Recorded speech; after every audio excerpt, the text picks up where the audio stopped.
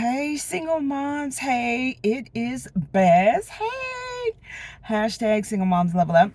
So, here we are. It's Monday again, and this is the Just Be podcast. Welcome to the Just Be podcast. My name is Bess Parks. I am a single mom of two. I have two kids and I have two grandkids. So I said I'm the single mom of 2 plus 2. And I'm here in the Summer Series podcast, hosting this podcast for this summer 2025. And this is like the third week. And I have a confession. I have a confession to make. So here we go. Here goes the confession. The confession is this. I've been a little off for the past couple weeks. Actually, probably before that, because one of the pillars, one of the people that was vital in my life to helping me through my journey of single motherhood, she passed away. She was affectionately known as grandma to a lot of people, but she became like my godmother. She stepped in when my mom passed away. She stepped in and became the grandmother for my kids. She watched them after school. If I had to work, while oh my gosh. While I was at work, she would watch my kids for a couple hours, and she was very kind to me in that way because I couldn't afford a daycare. I did do after school daycare for a while, and that's when I was working a high paying job. Which I asked for a raise. And after I had been there, I asked for a raise because I really needed to make some more money. And I was working at a job that it took me a long time to get there. It was like at least 2 hours to get there and 2 hours to get home. And part of that was because I had to drop my kids off at a home daycare, which I talked about home daycares and don't underestimate them and how they can be part of your support system. But I had a home daycare that I had found. Well, I guess that actually God just led me to that. And I had a home daycare. I had to drop them off there. That was in one city. And then I had to go from that home daycare and drive to my job. And that was like another 45 minutes. So it was like, this is LA traffic. And this isn't even really LA. It was LA because I lived in LA, but the babysitter was in Orange County, and I worked in Orange County, but further into Orange County. So it was taking me 2 hours to get there, 2 hours to get home. That's what I had then, and that was one of my support systems. But then when I moved out here to Texas, or actually even before, because grandma is one of my really good friends. It's her mom. We've known each other since junior high, so that's well over 40 years. We've known each other since then. Got really close with her family and everything, and would stop by for holidays and whatever else, and participate in those things, and we became very close. Now, just since we've known each other for so long, they're family. That's my sister, her cousins and my cousins, all of that. Her sisters and my sisters. Her sister asked me at the funeral, or somebody asked at the funeral, how I was, related to one of her sisters. And she's like, I don't even know what to say how we're related. I said, girl, we sisters at this point. We've known each other too long. I'm about to say, my kids, my kids before they were born, all of that. I know your kids. We've been family holidays, Christmas, all that stuff has happened. So anyway, grandma passed away, and that's hit me pretty hard. It was a hard hit. And I read her eulogy, and man, I was toe up. I was toe up, and I said I would read the eulogy. And you want to talk about somebody praying? I did some prayers, and I got up there and started speaking, and almost instantly started crying. And to the point that I messed up grandma's name. I said her first name, her middle name, and then when I got to her last name, I was like, but child, that's not her last name. Her last name is Buffett. But anyway, that was one of the pillars. So I've been off, and I know I've been off. And been allowing myself to feel what I'm feeling, because I know that in times of grief we can't hold that in, because it will come out some kind of other way. So that's my confession, because I know the past two episodes, it may have sounded like I was a little off topic on things, which, I was a little scattered. I have to admit, I was a little scattered, but now I want to share something that I use in my life and that has helped me since I've been a single mom. Once I came across it, this way of doing things, and I've kind of combined a bunch of things that I've learned together,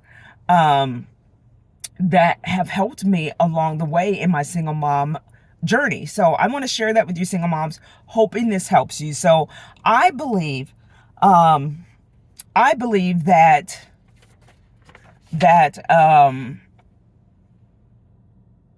it starts with us personally. So personally, as single moms, we need to check on ourselves on a weekly basis. I used to do self-care or self-care or self-love. It was self-care, actually. I was only aware of self-care. So self-care is all the outside, everything you do on the outside: pedicures, facials, get your hair done, massage, all of that stuff is the external self-care. That is self-care. One of my friends that I've known for a long time, we used to go to church together, and she is a licensed relationship coach and counselor, and I had her on a challenge, the Single Moms conference. It was a Single Moms conference, I think, or a challenge or something I did a few years ago. And she explained the difference between self-care and self-love. So like I was saying, self-care is everything you do. She was saying everything you do on the outside is self-care. Self-love is all the internal stuff you do. How are you feeling? You check on yourself, check on your body. Is your body okay? You could just sit and be still and be present with yourself and check on you. Are you tired? How's your emotions? Are your emotions all over the place? Is your mind just scattered and all over the place and doing this, that, and whatever? And then find out why. Why am I like that? Sit back and think about why you're like that. And a lot of times the way I was able to do that, and the way I'm able to do that, is to just do straight up a brain dump. So it's a way of journaling. So you just journal and you just write whatever comes to your mind. It doesn't have to flow into a sentence, a paragraph. It could just be words.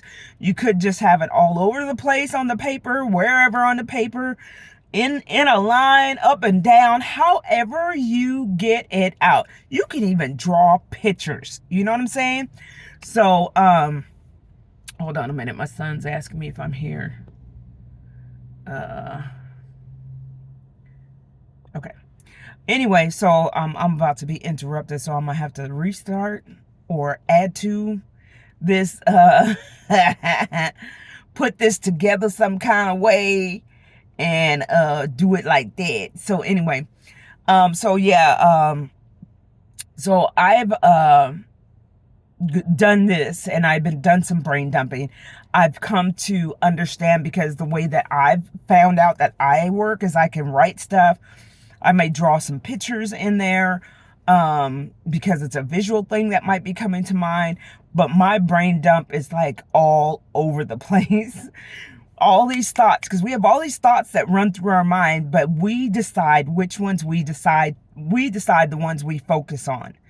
And so we have the capability and the power to say, oh, you know what, that I don't need that. That's not me. That's not nothing what I'm focused on doing right now. That's not, I don't have no need for that. That can go. So we can release those thoughts and then get them out of our head instead of them swirling around and staying there, keep resurfacing. And even if they do resurface, you just do it again.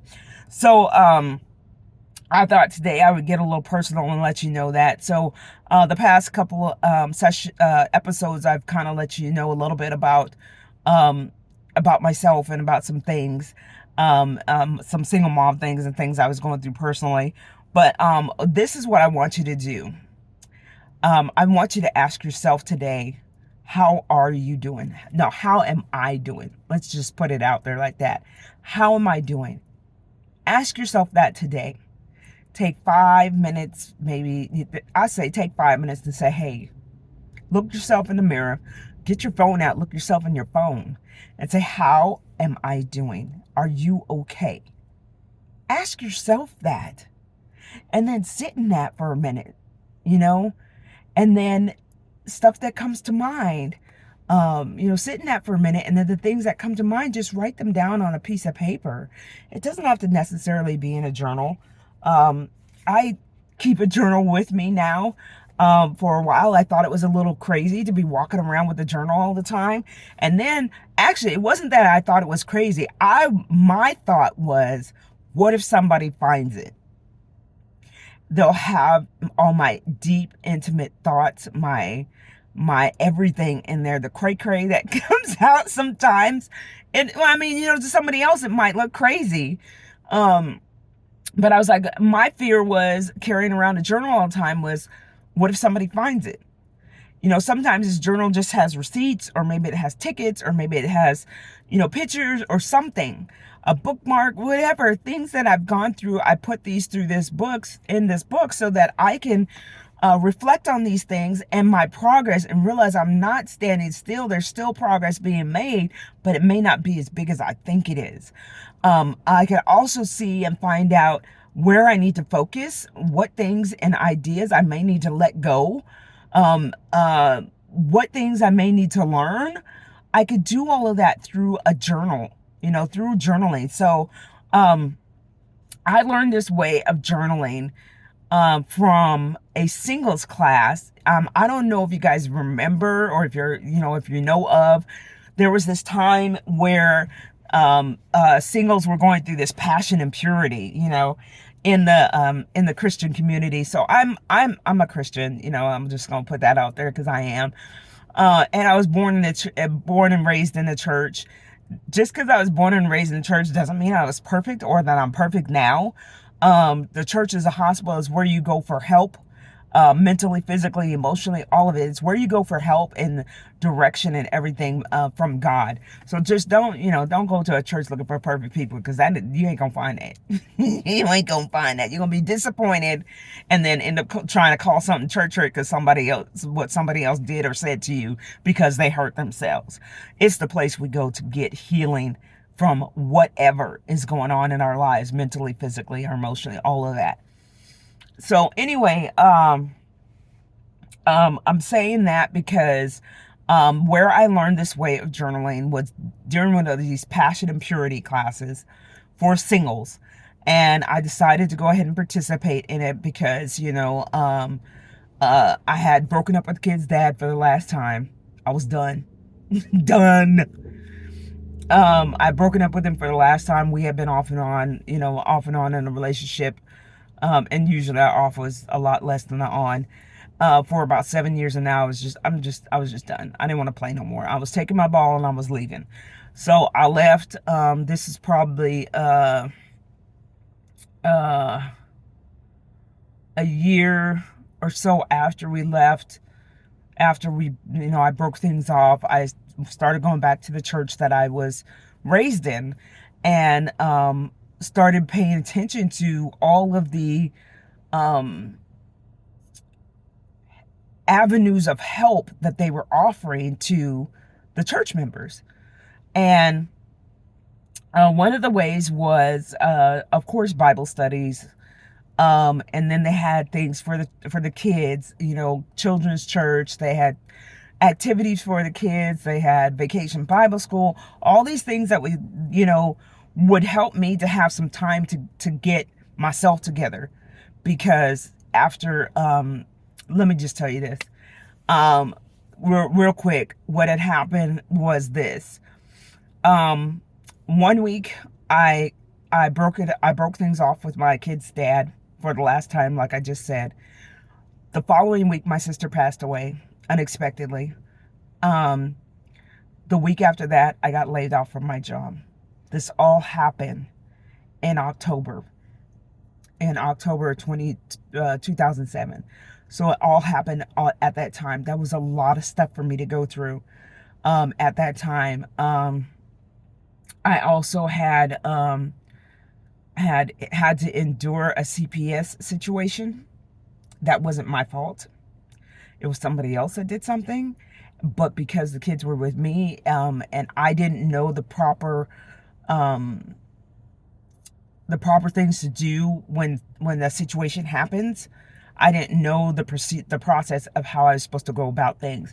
And because I didn't know, it all came back to me because the kids were with me. That was a complete embarrassment because they went to my neighbors and asked all my neighbors questions and stuff. And finally, one neighbor had my phone number and called me and told me the police were there looking for me. And CPS was there too, and they would be meeting me when I get home.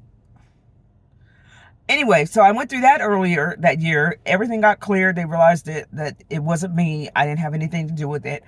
And so they went after the person that was the responsible party. And so then, you know, this happened later that year in October, and I, you know, it was a lot. So I got all that stuff happened, and so it was like um mid October, late October, and early November. So early November, I got furloughed, not laid off, but furloughed from my job. And it was because during 2007 there was a building crisis with the housing market. And so my job involved houses. I was I worked for an interior design company, and I did all their drafting for them for the interiors of high end homes, you know. And so of course homes were not being built anymore because the housing industry tanked. So the company did their best to try to keep us all there, but eventually they had to slowly start furloughing people out, saying, hey, you're not being fired, we're furloughing you so that if things come back, we'll come reach back out to you and offer you the job first before we hire outside. So that happened. And so now I'm like, well, dang, it's Christmas and I've got kids. How the heck am I gonna do this? You know, how am I going to have Christmas for the kids? What am I going to do for this and that and whatever? Didn't exactly know where the money was going to come from. Didn't know how much I was going to get through unemployment, how that was going to work. Knew there were things that I was staying in my mom's house, but my mom was in a nursing home. So I was basically the caretaker of her home, and my kids, we got to stay there, but still I was like, how am I going to pay the bills here? If things go sideways like that, you know, I mean, my mom had income coming in from her retirement and everything. So a lot of that was covered, but there was stuff I still needed to do outside of that. And I was like, what am I going to do with myself? I need to get another job, da, da, da, da, da, da. All this stuff is going on. So, turns out that the job that, I'm sorry, I'm paying attention to my surroundings. Turns out that the job that furloughed me, they turned around and hired me back. But first and foremost, they sponsored my family for Christmas. The company had done that every year. They sponsor a family for Christmas, and they asked me if I would allow them that opportunity to sponsor my family for Christmas. So I didn't have to worry about Christmas. I went and spent some money at the dollar store and got stuff for my kids, you know, at the dollar store and discount places. Wherever I find, you know, a deal for my kids, I went and got some things for them. And what I did was I turned around and gave them to their dad so that he could have presents to give the kids for Christmas. I asked him if he wanted them, and he accepted them. So they had stuff there, and then he just added to it, for Christmas. So even though I left him, I still had feelings and still do have a love for him. I do have a love for him, but it's I'm not in love with him. You know what I'm saying? If something happened to him, I would be very hurt. Um, it would hurt. It's going to hurt. I was off and on with him for 7 years, and we got 2 kids, so we did a lot of life together. And we're still connected because we have kids together, but we're not in a intimate romantic relationship. So, regardless of the fact, we're just co-parenting now. But even though the hurt was there, God really started speaking to me during that period in time. And so I ended up going to this singles class that they had that coming up spring, which was like 2008. And so I went to the singles class, and this was what they were doing. They were using this book, and I can't remember the name of the book, but they had this book, and I was like, cool, okay. And I don't remember if it was called Passion and Purity, or it was part of the Passion and Purity series of books. I don't know. I don't remember. And I can't seem to find it. And I'm one of those people that keep stuff like that. But mind you, I've moved halfway across the country with my kids, so could be in the garage somewhere. And then I moved again while in Texas to another place. So I've moved a couple of times, and so yeah, stuff might have been I don't know where it is. Don't remember the name of the book, but I do want to give credit to whoever did this, so I know if they hear it, they'll know it's their process. And so I'm not taking I'm not taking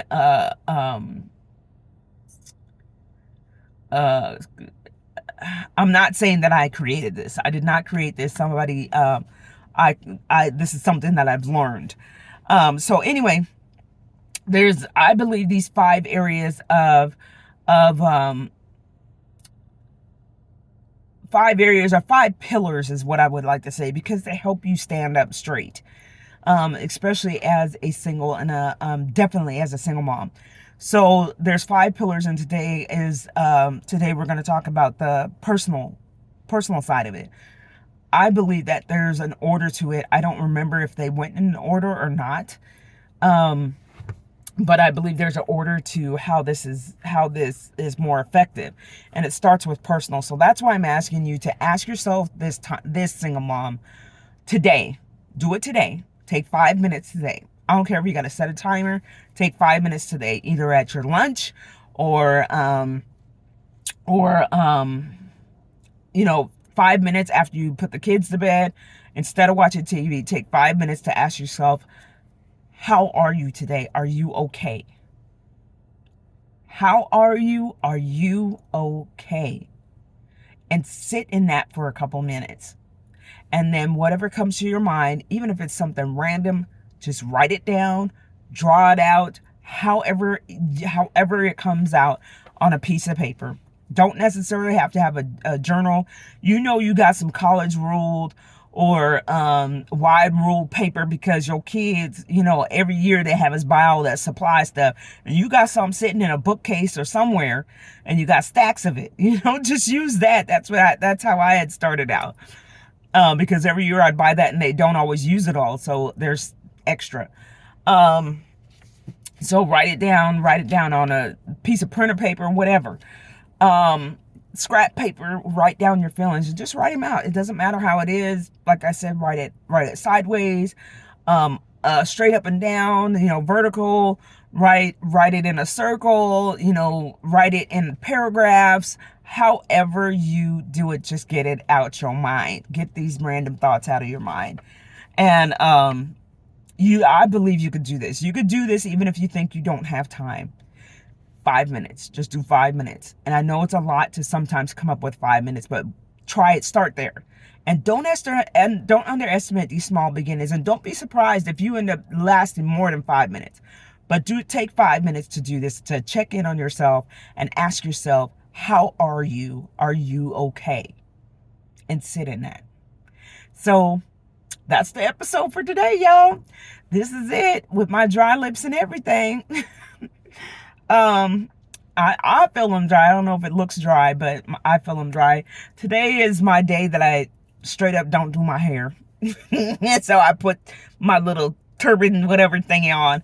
I don't do my hair. I wear something comfortable. And I make sure I take time out to relax, do this, and brain dump. And things have gotten so busy now in my life. I actually put it on my calendar with an alarm. Hey, check in on yourself. Are you okay? You doing good? What you need? You know? And if I need to rest, I stop and take a nap. Cat naps are your friend, I'm saying. Anyway, have a great day. Much love. Thank you for watching this episode 3 of the Just Be podcast. It's for single moms who want to level up and level up their lives. This is the way to do it. So, not saying you're perfect and not trying to get you to be perfect, but sometimes we got to level up our lives. And the first thing to do is to start with our mindset and our personal. Start with us. So, much love. Hashtag single moms level up. I'll see you next week. Bye.